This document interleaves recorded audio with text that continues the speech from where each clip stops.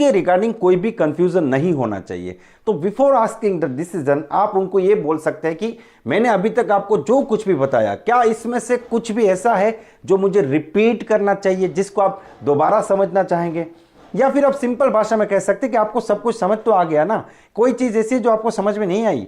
जब आपका प्रोस्पेक्ट कहते हैं हाँ मुझे सब कुछ समझ में आ गया, उसके बाद ही आपको डिसीजन पूछना है। और अगर उसने कुछ कहा कि तीसरी चीज़ है कि डिसीजन पूछे कैसे। देखिए, डिसीजन पूछने से पहले आपने डाउट सोल्व कर दिए, आपने शुरुआत याद दिला दी। अब आपको कहना है कि देखिए मेरा काम तो सिर्फ दिखाना है, I am just a mediator.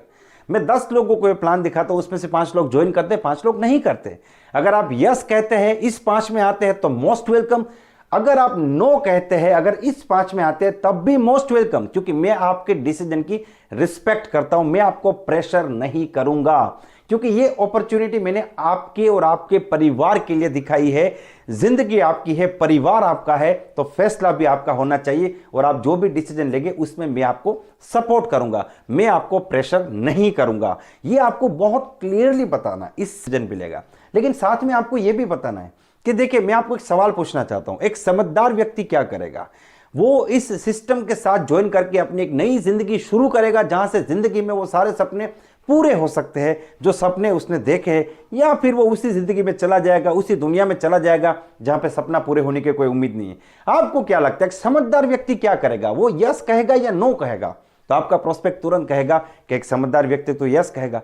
तो बताइए sir, what is your decision? आपका डिसीजन क्या है, यस और नो?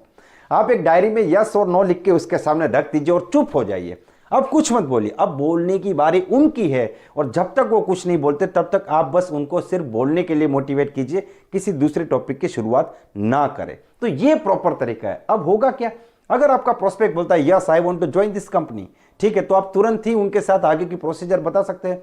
आप उनको प्रोडक्ट कैसे परचेस करना है या फिर रजिस्ट्रेशन फॉर्म साइन कराना, वो आप जानते हैं क्या करना है। लेकिन अगर आपका प्रोस्पेक्ट बोलता है no I don't want to join, अगर उसका डिसीजन है नो, तब आपको क्या करना है? तब आप उनको बोलिए कोई बात नहीं सर, आप नहीं करना चाहते, नो प्रॉब्लम, लेकिन पिछले आधे घंटे से हम लोग बातचीत कर रहे हैं, हमारा एक रिश्ता बन चुका है, क्या मैं ये जान सकता हूं कि आप इतनी अच्छी अपॉर्चुनिटी को क्यों नहीं ज्वाइन करना चाहते? यहां पे आपके सामने ऑब्जेक्शन आ जाएगा